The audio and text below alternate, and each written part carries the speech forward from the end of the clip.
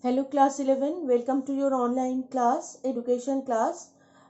In the last day we have started a new chapter, that is the forms of education, and today is the second day of the class. That day, in the last yesterday we have discussed about different forms of education like formal education, informal education and non-formal education, and I have given you a brief idea about different forms of education and why forms of education, the name form of education is kept. Now today I will go to the vivid discussion about all the details about the different sorts of education. Now we will start with the first one, that is informal education.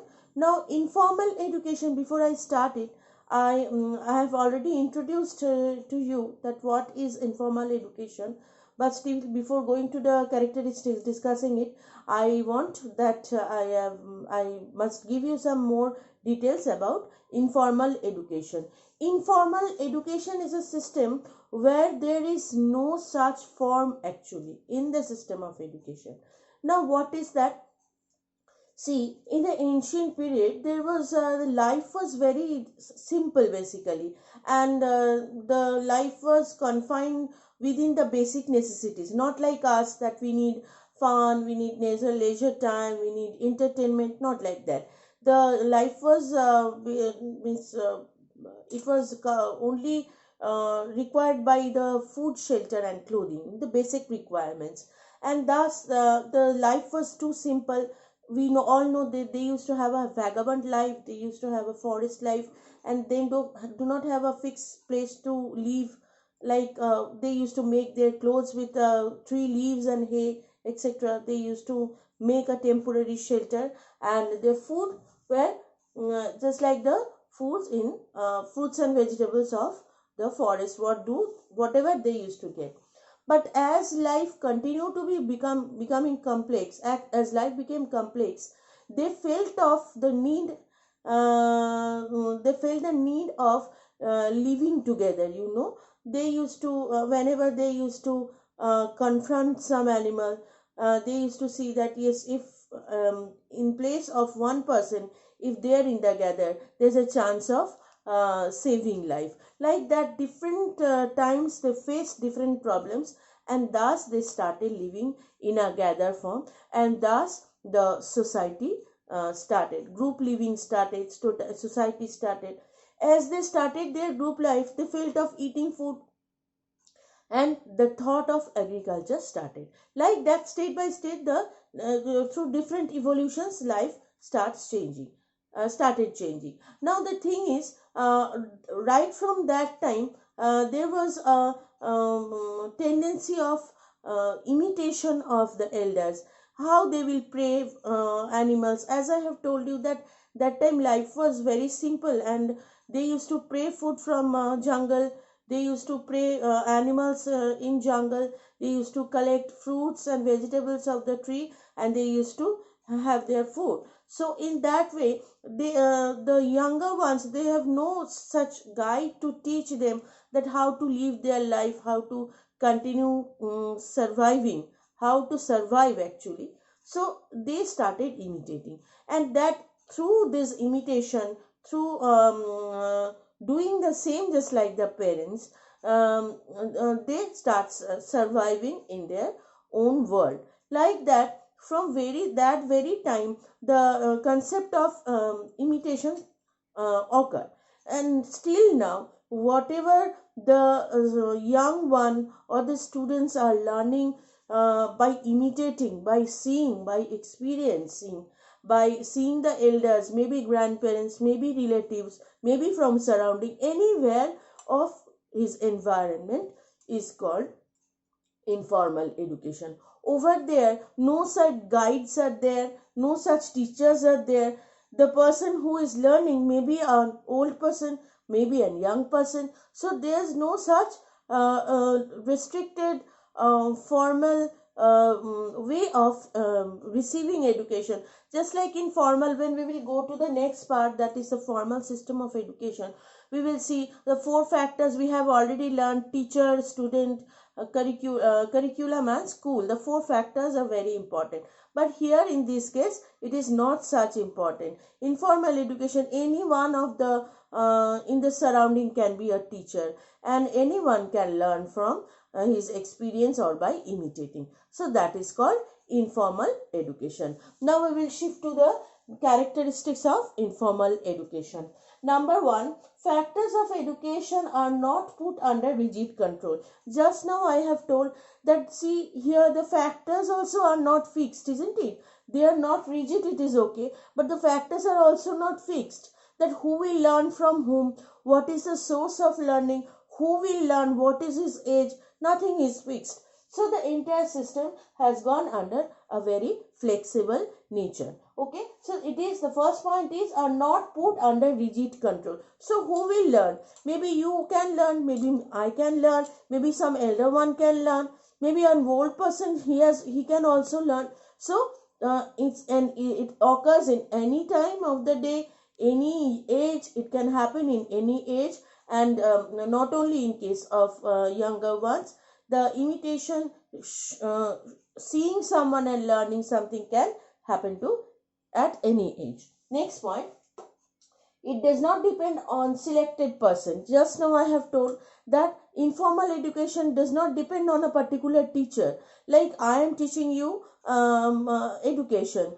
There's other history teachers, pol science teacher, economics teacher, English teacher, Bengali teacher. All the subjects are teaching you separate subjects. But in case of informal system of education, there's no such teacher. Indirectly, maybe through experience, the incident may be one teacher, the happening, the occurrence may be one teacher. So anything can be a teacher. So there is no such selected person for teaching. Next point is the beyond the boundary of school. It is also obvious, excuse me, these sorts of learning may occur in anywhere. Not only, it is not confined in the boundary of the school, isn't it? The experience, the learning, the imitation which the child is receiving or doing, it can happen anywhere in our entire surrounding, isn't it? It is not confined in the premises of school. Next, it does not need educational environment. It is also truth. See, when we are in school, after entering the school, what do we see when we enter a classroom? We see benches and chairs for sitting,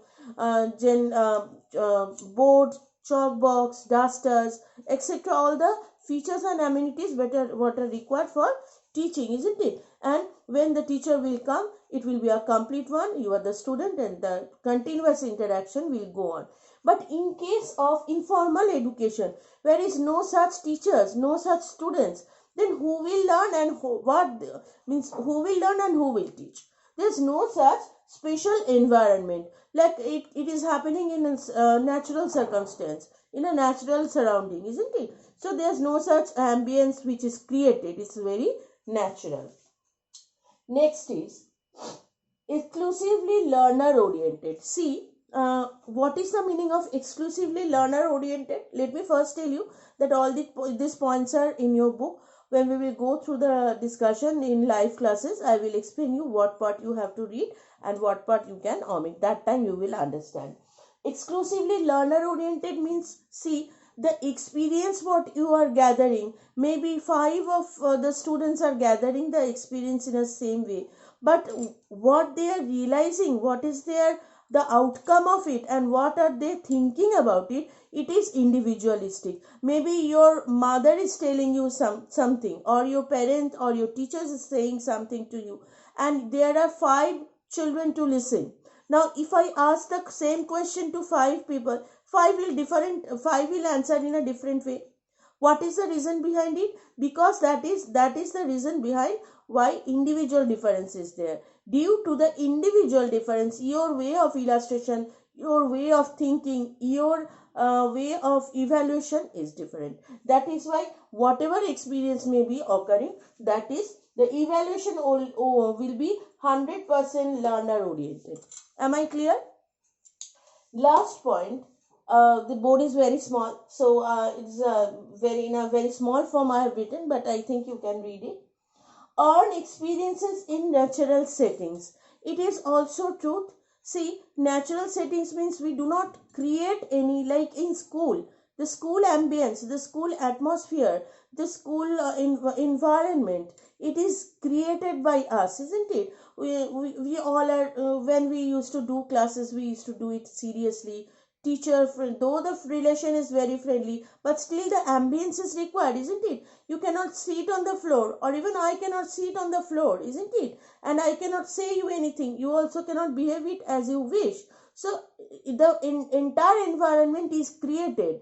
It is not natural. But in case of informal education, where someone is seeing someone else and imitating and learning something, the environment is natural, because it has happened suddenly, and the occurrence is also very sudden. Okay, so the earned experience by the student, by the learner, I should not say student, but the learner who is learning, is in a natural setting. It's a very natural thing what is happening, how my mother is talking, how my father is talking, how I am interacting with my principal ma'am, how you are interacting with your teachers, the juniors we see, and they will learn from you that yes, dada and didi, they are behaving like that, so we also must behave in the same way. We should not talk roughly, we should not say like that. So whatever is happening, I am just giving a vague example, because this is just a part of our interaction, but it can happen anywhere.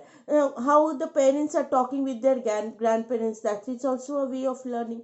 So whatever they are seeing, whatever how they are seeing, is a part of learning. So the ambience of the situation is in a natural setting, is a very natural, it's not created or artificial. So this is all about today's discussion. Next day we will start with different limitations of informal education, and before that we will start family, how family is helpful becoming a institute of informal education. Thank you very much.